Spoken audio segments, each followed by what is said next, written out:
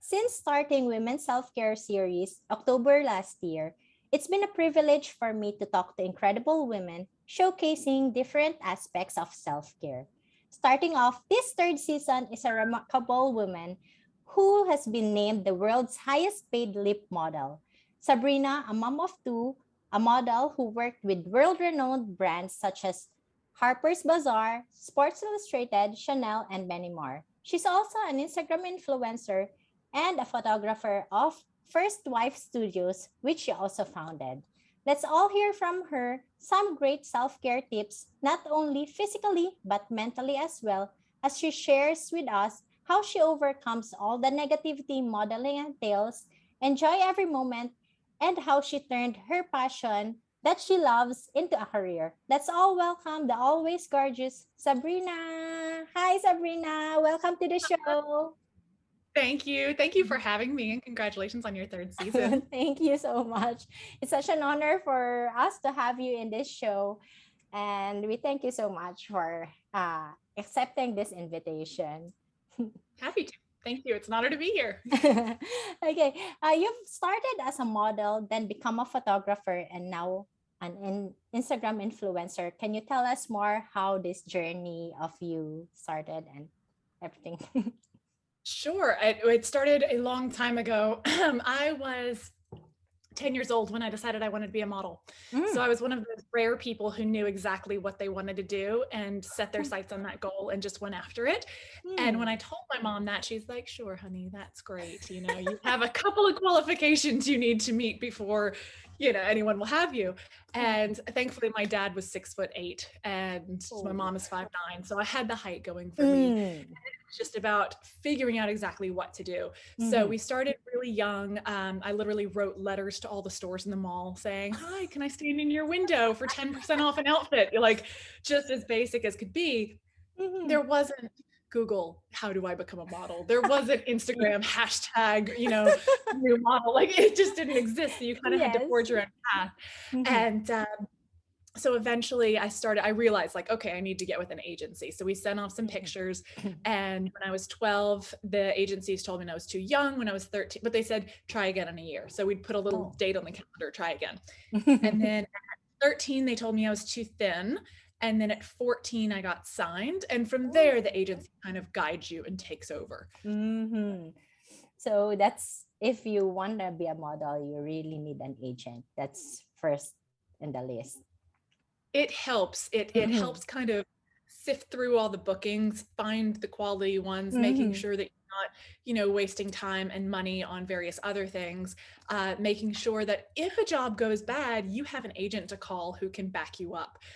So having a good relationship with your booker is really important because they're on your side and they're going to be working for you to find the best jobs for your look in your market and trying to get you to that next level, which is really what you're all about at that point. Yeah. Okay.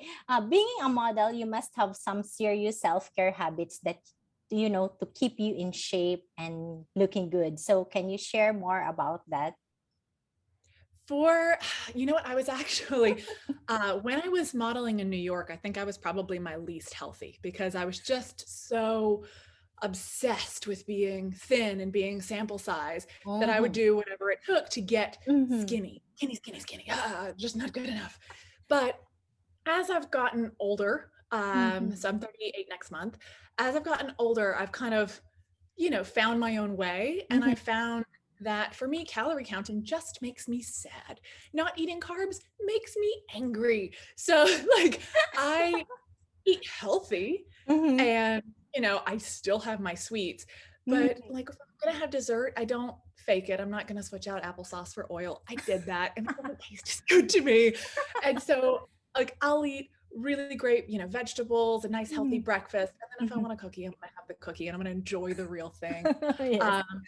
For me, I realize I don't really like too many exercise classes because I just find that I don't give it my all. So what I've done is after my son was born, I started with Kenzai Fitness. My husband had done it and had really good results. And after my son was born, I didn't gain much with him, mostly because I was just so sick with my pregnancies. but everything was just a little different. It wasn't quite where I Mhm. left, you know? Mhm. Yeah. So I ended up doing the Kensai fitness program and it was a home run for me. So I ended up getting back in like amazing shape, better shape than when I had actually been in Sports Illustrated. Oh. And it was through jumping rope. So jumping rope and resistance band, which I could do in my living room, Mhm. and which worked out great because I had a little baby napping. So I'd put him down for his morning nap. I'd Mhm. go do my Kensai workout. They Mhm. also have, I'm not paid by them, just so you know, like this is just like user experience here. Mhm. Um, but they also cover the nutrition and Mhm. also lessons along the way so that you're Mm. learning about what your body's going through, you're learning about how your muscles Mhm. work, all the different kind of peaks and valleys throughout the 3 month Mhm. long Mhm. workout. And once I got hooked on that, I've been doing that for the last, yeah, 8 years. And I just keep Oh. coming back for different programs. And then I travel and I like let things slide a little bit too long. You know, the pants don't quite button as they used to. Then I'm like, hey, Kansas, I'm up for another round.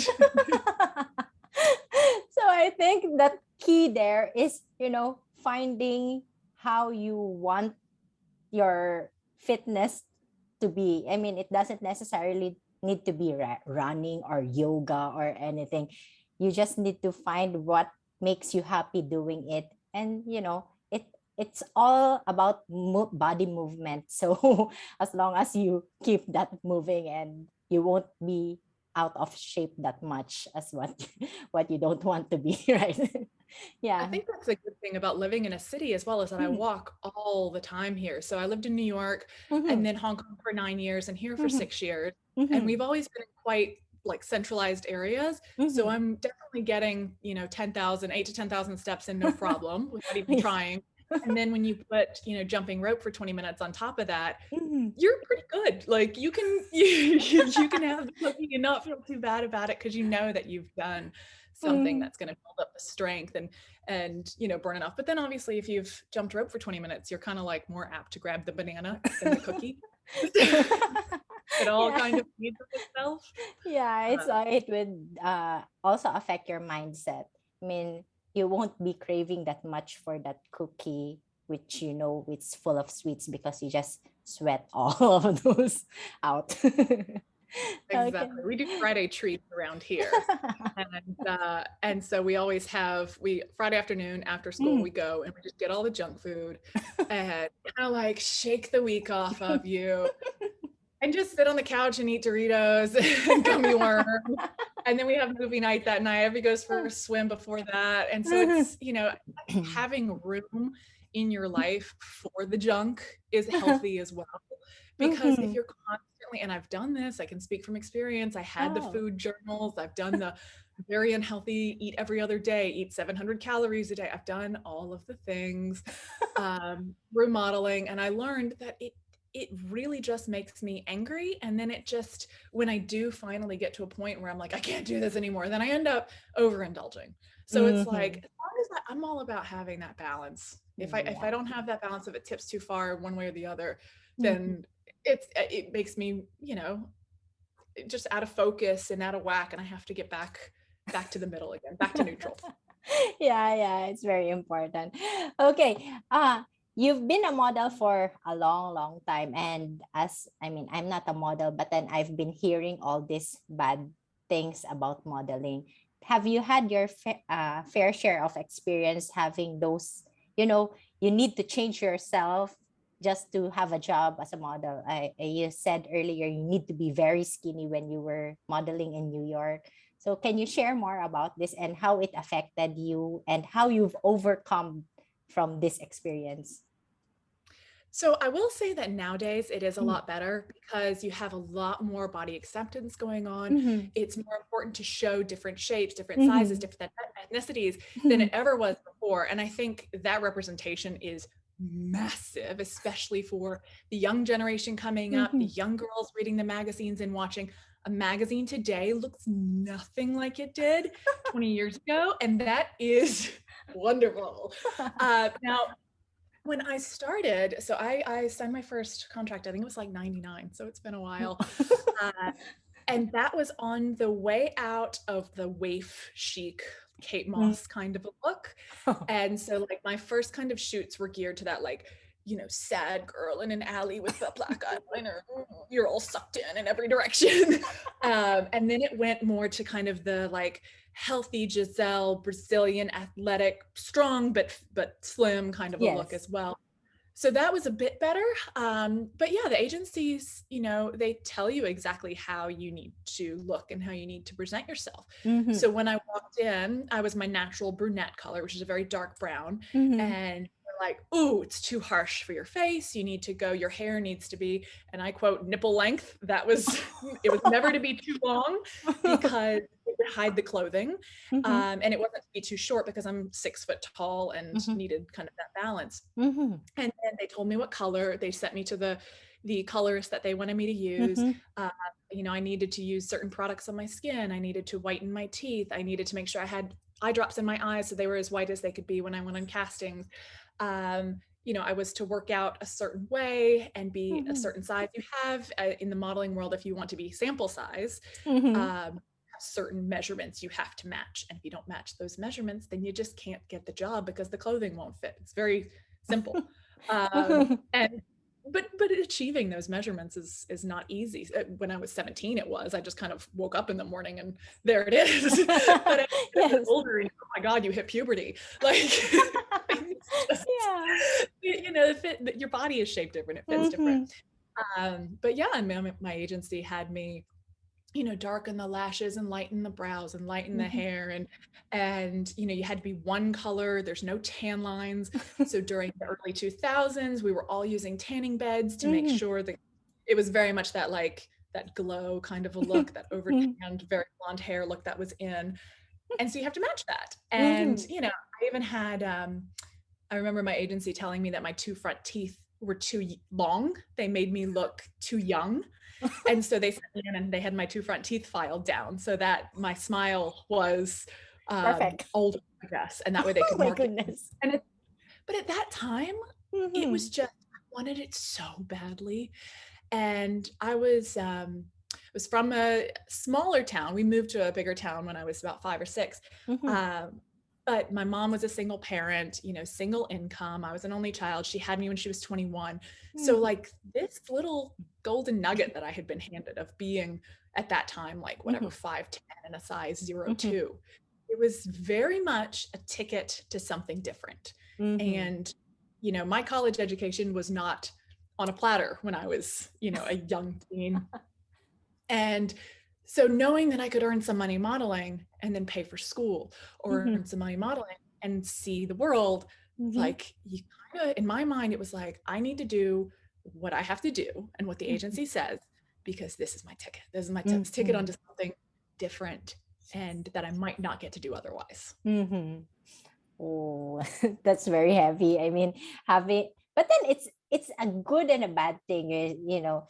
I mean, good because you had this opportunity. Not everyone. I mean, I think a very few of the population have this opportunity that you've got. But then very sad that, you know, you really need to, especially that filing of the tooth. How ridiculous that can be. But then you've done it. Yeah, well, now if somebody said that to me or my daughter, I would be like, thank you so much for your opinion. We're going to take a pass on that one. But at that time, it was just a very different mindset. It was like, this is what needs to be done to prove to the agency that I am committed and that they know that they can rely on me. Like that was the mentality then. Okay, you've mentioned earlier about these body changes. How did, I mean, I'm not sure if you still continued modeling after you've given birth, but then how did motherhood change your, you know, do you had any body issues, you know, having of being and having the same body as you had before? Or are you one of those blessed ones with great genes to, you know, just get away with it without bothering having this pregnancy weight and all? I'm not one of those people. Thank you. No, I didn't bounce back. That wasn't really a thing. I had my son when I was 30 and my daughter when I was 32.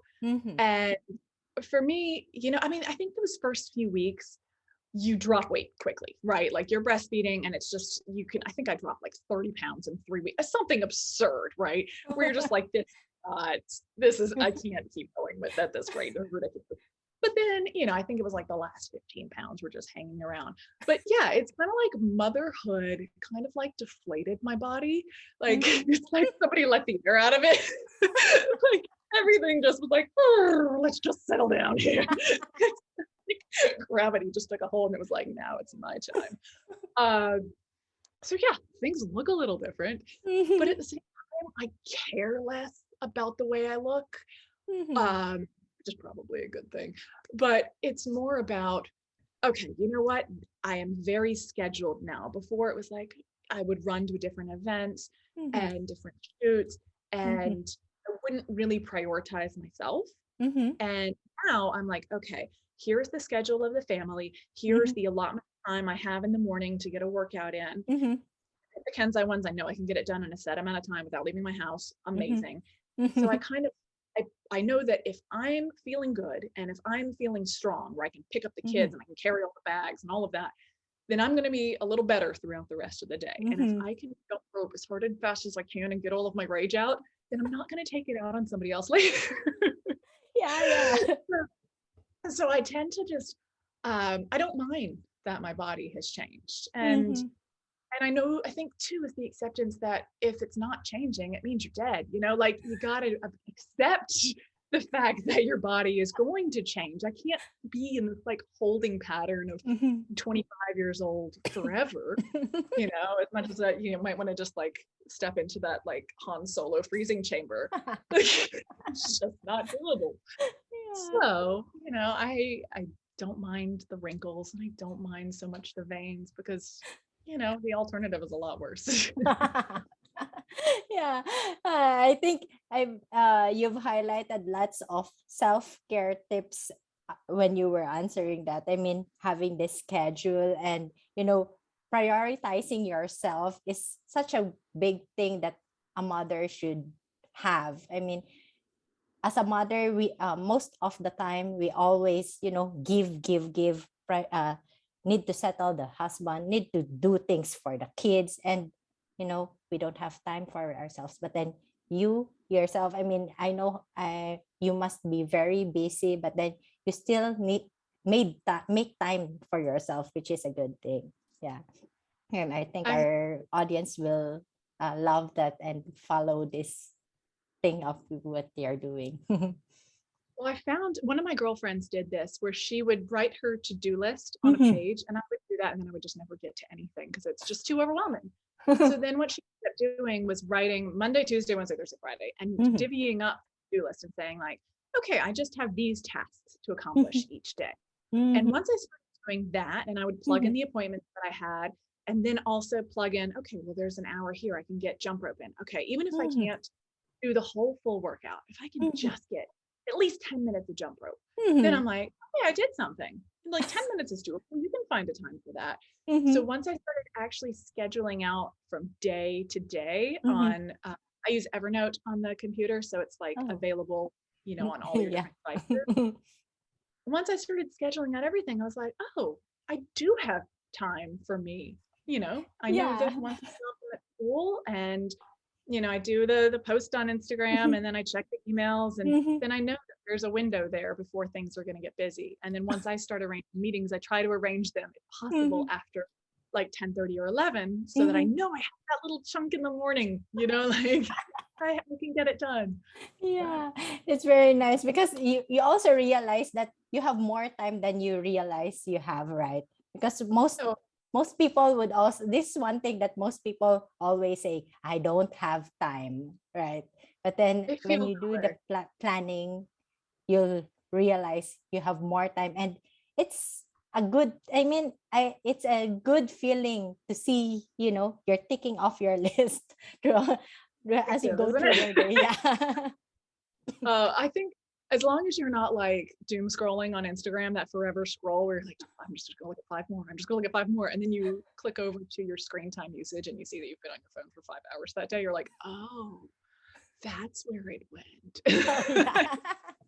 Yes, so yes. I do have time. Yeah. Okay. You've been recognized as the world's highest lip model. Can you tell us more about that and maybe share with us some lip care tips? Sure, sure. I'll start with the tips first. Mm. The biggest one is hydration, making sure you're getting enough water every day, because Mhm. that's going to just pump up the skin and make it look lovely and dewy. Although I think Singapore humidity helps a lot with the dewy factor. The next one is to exfoliate the face and exfoliate the lips. You can use either like a salt scrub or a coffee scrub, or you can make your own sugar scrub, which tastes a little bit better. But you can just use your toothbrush, brush your teeth, and then brush your lips at the end. Mhm. And that's going to get off all the dead skin, which is going to help the lines on your lips kind of disappear, and then also help the lipstick stay on longer and look smoother on. And then the Mm. other thing I do before a shoot is I always use a lip plumper. I've been using lip venom for like, I'm going to go with 20 years, and it has never let me down. It is Oh. not good for giving your children kisses. They will scream at you and run away because it kind of tingles a little bit. It tastes a little bit like cinnamon. Oh. So it kind of burns a tiny bit. But what it does is it just kind of like puffs everything up and reduces the lines in the lips. Oh. And that way you have kind of a plumper pout. Oh. That's um, I started the lip modeling when it actually started kind of all in one. Hmm. I was handing my agent a voucher. So a pay voucher, you'd have to have them signed at the end of a job, and you turn it Mhm. into your agent, and that's how you got your payment. Mhm. And as I was handing it to her, she goes, you have nice hands. My hand model just canceled. Can you be there in 20 minutes? And I was like, I have no idea what that means. Sure. She goes, she was like, it pays the same amount as regular full body modeling, but it's Oh. just a photo of your hands. And she goes, even if you only work for 20 minutes, our contract says you get paid for the full hour. And I was like, that sounds like a win. Sign me Wow. up. So I dashed over there, and it was pumping a lotion bottle. And I just figured, okay, well, if when you're modeling, you're moving, like I Mhm. assume it's the same for hands, like I'll pump it this way and this way and this way. We Uh-huh. finished the shoot in 15 minutes, and I was like, oh my gosh, I feel like I've just unlocked the next level of modeling. Yeah, How did I know exactly. about this? So that was in Atlanta, and Mhm. my agent was really chill. She was like, you know what, the next time you're on a shoot, a Mhm. test shoot, just ask the photographer to do a couple of snapshots of your hands, and then we'll stick them in the back of your portfolio, and when Mhm. you're showing them to clients, at least they know that Uh-huh. that's an option. So Uh-huh. when I moved to New York, I ended up finding an agency there called Parts Models, Uh-huh. and she was totally chill. She was like, at that time she was running it out of her house, I believe. Mhm. And but she was the only parts modeling agency Mhm. in the world at that Oh. time, and she still is. And so it was completely low key. You'd get a message that was just like, hey, can you come for this casting? And the casting would be like me and two other girls, and you would be up for Maybelline. Whereas a normal casting for anything else is 100 girls. And, it may be a very small, tiny picture in a magazine that you're never going to see, Mhm. or whatever, just something that pays the bills but isn't very glamorous. And Mhm. so all of a sudden I was like, what is this mystical world of parts modeling? Mhm. And when I went to go see her, she had a checklist at the agency, and I had to come in like a fitted tank and a mini skirt. And she basically just kind of like looked me up and down and was kind of like hair, face, neck, back, bum, legs, hands, Oh my feet, goodness. and abs, like every little body part, eyes, Mhm. lashes, and Mhm. just check the list on what you could do. Mhm. And then I left, and all of a sudden, like these jobs started coming in. And it was, you get a casting and it was Tom Ford, you get a casting, or it was, what was amazing about it is because your hands and your Mhm. face don't really change that much, Mhm. it would be a lot of direct bookings, which means no casting involved. You just kind of, Mhm. they know that this is what they're going to get. It doesn't change size, it doesn't change shape, it doesn't have too much of a tan. And Mhm. so she would just send me a message and say, send me a quick photo of your hands and face. And I would just be against a blank wall like this. And that would be it. That would be the casting process. And the next Mhm. day I would have a booking. And these bookings were just some of the best ones of my entire career.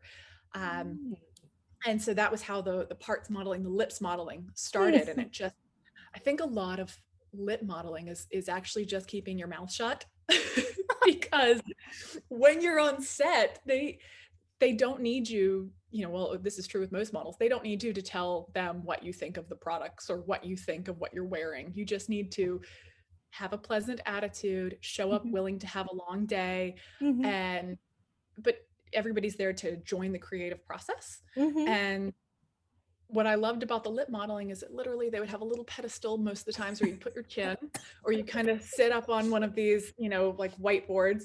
And it would just be a photo of my mouth. And so I would just change the shape of my mouth ever so slightly, like with every single frame. And you're like, how am I getting paid for this? This is incredible. So that led me on to, she was featured on CNBC and brought on some of her parts models. And they had this like immaculate hand and foot model, and who like wouldn't do the dishes, wouldn't use knives, wouldn't wear high heels, because obviously that, if she gets a scratch, that like affects rent that month. Yes. They had an ab model and a bum model, and they brought me on as the lip model. And it was on The Big Idea with Donnie Deutsch, and he was like, so you would be the highest paid lip model in the world. And I was like, okay, that if I'm doing all of these jobs and for this, the pay rate was actually double that of a traditional model because it's specialized. It all kind of lined up, and I was like, oh, well, now that's a title I can live with. Wow. So, but then it's a lot to live up to, right? Like, just now I'm looking at your lips. Trying to see, really? Is it? But then really. Smiling right off. Luckily you had that tooth filed when you were younger. So when you smile, it's like, oh, she have really young lips and teeth. Well, and then you play the game of like, well, do I want to do like Zoolander where they had the, the chamber of the hand and like try to preserve this, or do I want to try any, experimental beauty treatments to try to like preserve the lips? And I was like, you know what? No, I'm just going to see how it ages. Like, let's just see what life brings. Oh, I think you've been more than blessed with, with just without doing anything with your lips. All these blessings flow even if you didn't, preserve those lips. You have all these other body parts with you. So why bother? Well, yeah. I think you got to be grateful for what you have and appreciate, what it does. Don't pick apart your legs. Don't pick apart the spots on your legs. It's like, you know what? These legs have carried me all over the world. Yeah, I don't have, my abs, like my waist used to be smaller, but you know what? Like my stomach held 2 children. So like, I'm just grateful that it's kind of back there supporting me again. And, and it brought all this life into the world. So, you can't be too critical of your body because it's going to keep changing on you, and it's going to be there for you. Like that's the biggest part of it, is you got a lot of life left. So you want to make sure that you're not too mean to the shell that's carrying you through it, Yeah, exactly.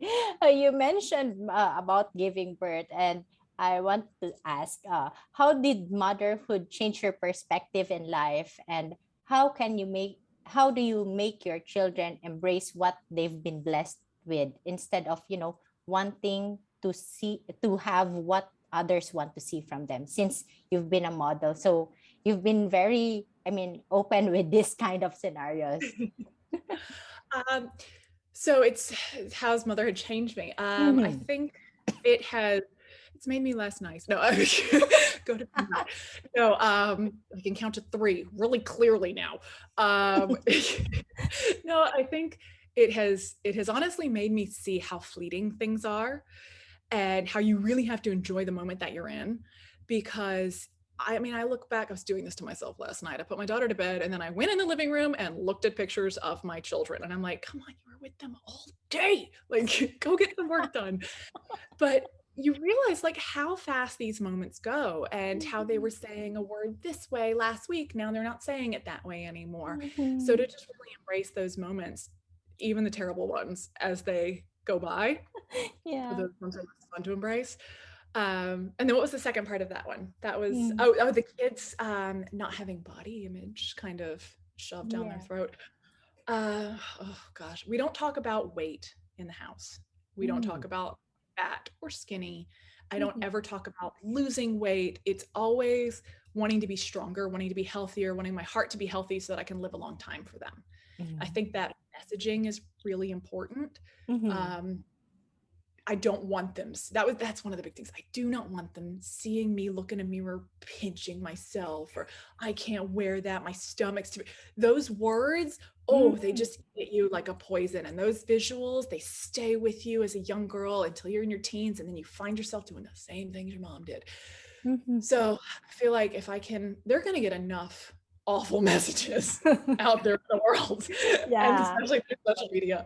Like, if I can have a safe, accepting home that no matter who they are, or what they do, what they look like, they know that I love them, and they know that they're okay here. This is their safe zone. Yes. I think that's great. It builds that confidence so that they can go out and tackle the world when they're ready. And then when it hurts them, they can come back.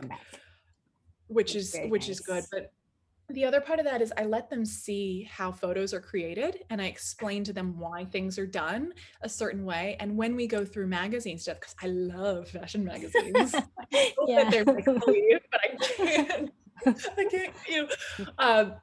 So like, I'm going through the fashion magazines and I'll comment like, oh wow, that retoucher did a really good job. And then they're like, what's a retoucher? And I'm like, well, do you think anyone on earth actually looks like this? Have you look at my skin, now look at this skin, do you think which one of these is real? And so we talk about the team that it takes to create an image. When you see a model in a magazine, she didn't wake up that morning and just fall onto the camera. I'm like, oh my gosh, it's there's hair artists and makeup artists, there's stylists, there's the art director putting the whole scope together, there's the photographer and assistants and lighting assistants and the retoucher, and like, you have all of these people coming together to make one photo. And then obviously they've shot 200, 1,000, whatever images for that day, and they've decided on one. And maybe they even took 200 photos of that one image to make sure everything is perfectly in focus. It's make-believe. So while you can use it for inspiration, you can't use it as like your goal. It's just not possible. It's a vision of all of these people together. So we try to talk through that a little bit. And I also want to make sure that my kids know that you can't comment on other people's bodies, because there's people come in all shapes and they come in all sizes. And I had my body picked apart by everybody who felt they needed to express an opinion on it. And that's what social media has, is a lot of. It's just picking apart people, especially if you're anonymous behind a screen. And so I just want them to know that, like, people come in all different ways, right? You need to appreciate all of it. And it's not your right to comment on somebody else's body. Like, that's there. If you want to say something nice about them, say something nice. Oh my gosh, I love your curls. Oh, I love that color, looks amazing on you. Whatever, but keep it positive. And hopefully that energy is out there, and then it comes back, Yes, that's very true and very nice of you saying, because with all the negativity in the world, I mean, we need those small positivity. Yes. What is it like? If somebody says like there's 99 positive comments and one negative comment, of course your brain like remembers the one negative one. It's awful the way the brain is wired. Yes, unfortunately. But hopefully if there's more people out there sending that positive message, then hopefully those are the ones that are received and taken in. Exactly. Okay, I've been following you in Instagram, and you've frequently been very honest, reminding your followers not to always believe on what they see on the gram. Being a model yourself, how do you keep yourself from, taking personally these negative feedbacks? I'm very lucky that the community that I interact with on Instagram is incredibly uplifting. I think that's just one of the reasons why I've stayed on it and why I continue to use it so much, is the way I post is I try to feature local creatives and local businesses. And so in itself, it's a supportive endeavor. And then, you have everybody kind of tagging each other and building each other up and working together. And so when you have that collaborative environment, there's not a lot of room for negativity. And I think Mm-hmm. my followers know that I'm a mom, I'm going through it with them, I'm going to be as honest as I can. And I'm been doing the expat thing for like 15 years, and this has been a really great way to make friends in a place Mm-hmm. that I didn't grow up and have an automatic friend circle in. Yes. And it's a great way to find the creatives in town, so that you just feel connected to something, which I Mm-hmm. really love. That's gone a long way at making Hong Kong feel like home for those 9 years and making Singapore feel like home these past 6 years. Mm-hmm. Uh, I don't get a lot of negative comments, but I think that's just because of the follower base. Most of my followers, I think something like over 80% are women, and a lot of them are moms here in Singapore. And they just need that like little escape. The world's been pretty tough the past 2 years. So to be able to like scroll up and find a cool store in your neighborhood or find some cool artists that you didn't know about, Mm-hmm. it's happy. It's a happy place to be. I try to make it a Yes. little happy grid. And that way, yeah, and I'm not saying like toxic positivity. There's definitely still going to be a little bit of venting and realness that goes on there too. But that way, it can be an escape, and it can be a connection to where you live. So Yes. Very nice. And you are I think you are one of those lucky ones to not have many of those negative feedbacks, because I mean, social media is very toxic. And then, I'm so afraid yeah, of this for my yeah, kids.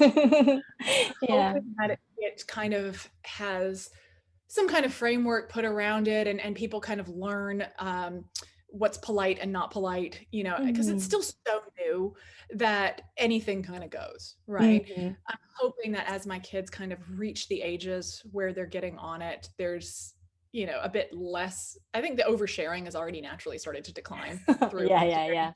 yeah. And I think the perfection has started to decline with TikTok, which has been really great because it's, Mm. Instagram became a world of just these perfectly curated images, and with the Yes. perfect waves and the perfect pink dress and the perfect latte. And Yeah. it became very hard. And then you have like these incredible accounts. Like, I don't know if you follow Janae Mercer. She Mhm. is amazing.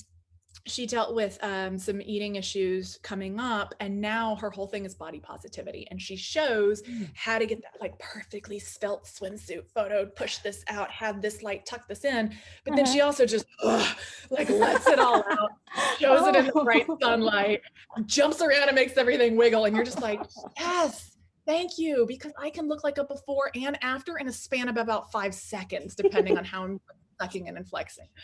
So I think if you have a bit more of that and a bit more of that realness, hopefully, people kind of generally navigate towards a more user-friendly experience. We'll Yeah. see. For myself.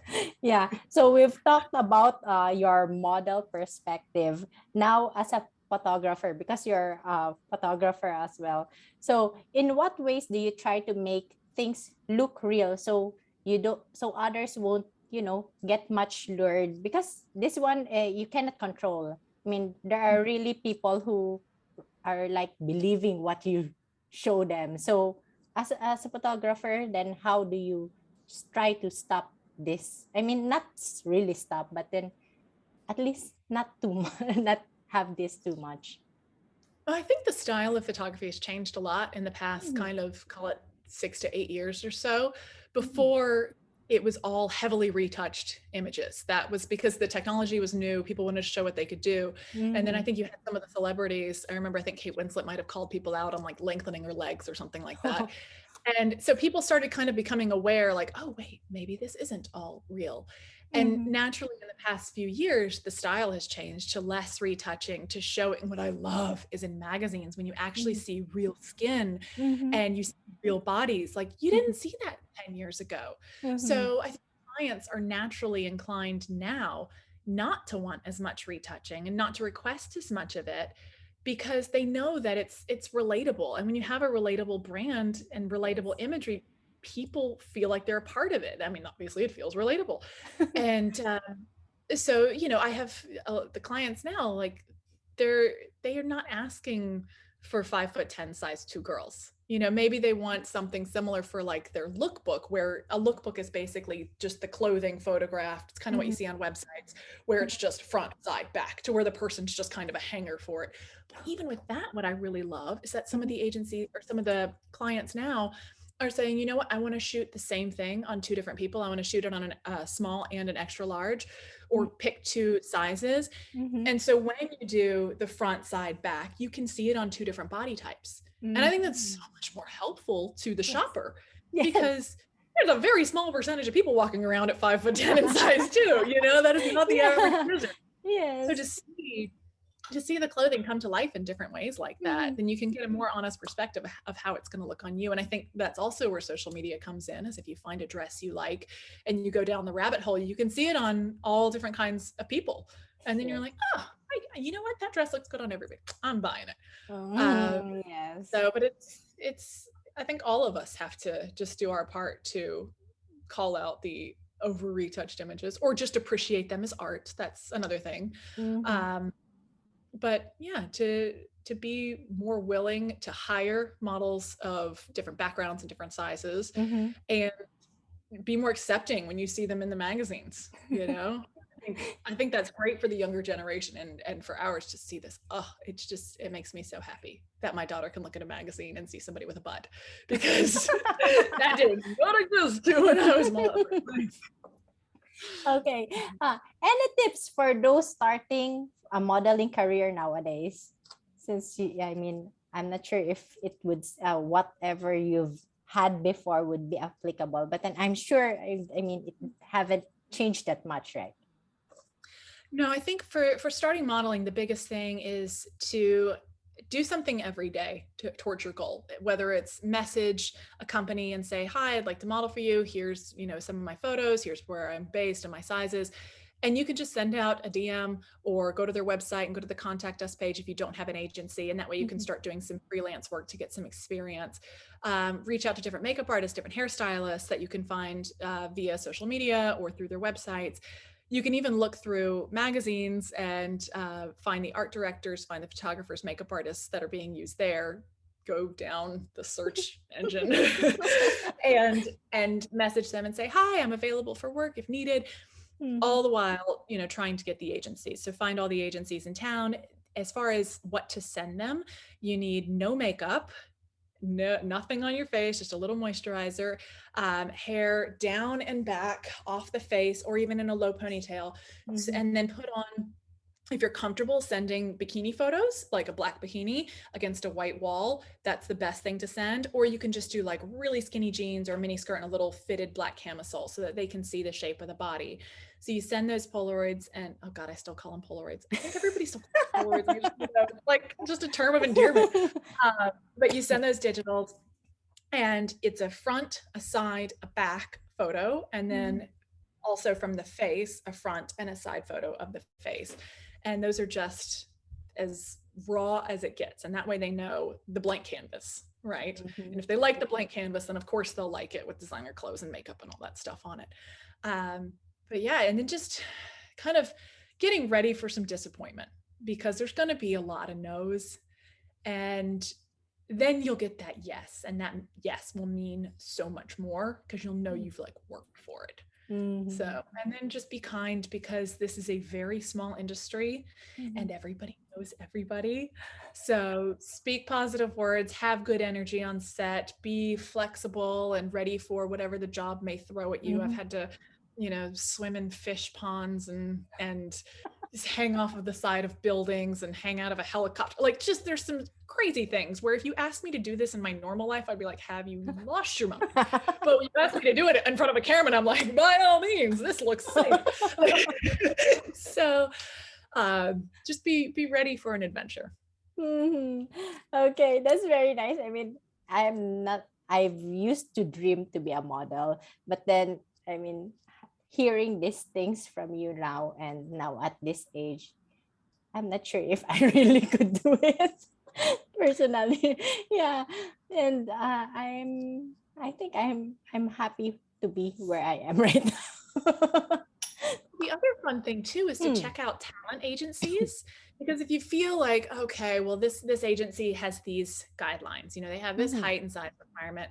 I think it's been a little slower to accept the diversity in this market, but that is changing. I mean, if you look at the local magazines now, they're way more diverse like than they were 10 years ago, which again is so great to see.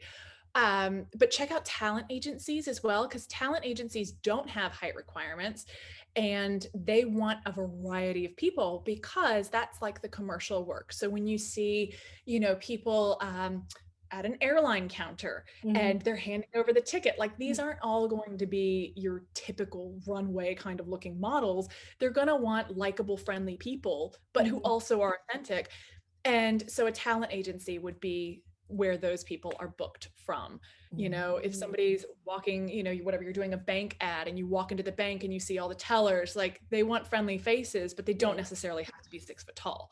So checking out talent agencies is also a great idea. And a lot of them are non-exclusive. So you can sign with a modeling agency and with a talent agency and kind of get, you know, as many little avenues as you can for bookings to come in. Oh, great tips. Okay, this another set of tips, if you may, for for moms for moms who would want to do great in social media as an influencer, because that's, you know, that's the thing right now. Yeah. So, and you've been doing very great with it. So, any tips for this? Oh goodness. I think just find your niche, find what you want to talk about, what is meaning something to you, whether that's food or fashion or baby products, whatever that thing is. Stick to that so people know what they're getting when they come to you. Post regularly. You know, you're not going to get eyes and followers if you're posting once a week, because it's just not often enough for people to kind of register that you're there. And then use your hashtags, use all your hashtags, use some of them in the more small number categories, and then get broader so that your reach gets broader. You don't want to go too broad because then your content will get lost. But be authentic is one of the biggest things. Don't just say yes to every brand because they want to sponsor you or send you something. Like, that's really exciting and fun. I agree. But if you're covering anything and everything, then people, then they're not going to believe it. You know, you need to really love and know what you're talking about. And if people can feel that excitement and that authenticity coming through, I think they're more likely to tap that follow or subscribe button. Thank you so much for those tips. I'm sure, I mean, all our viewers, mothers, and mostly women would appreciate this. And that's the end of all my questions for you. Thank you so much for being so kind and sharing all your wonderful stories, life stories. And I'm sure it's been an inspiring moment for all of us who would hear and watch this. Well, thank you so much. Hopefully there's many more life stories to come. And thank you so much for having me. And I hope you guys are out there just, you know, embracing yourselves and living your best life and just spreading a little joy. Oh, thank you so much for that. Okay, so that's the end of this episode. I hope you all come and visit our next episode every Friday. It would be on YouTube at 8 p.m. Thank you so much. Thank you, Sabrina. Thank you. Thank you.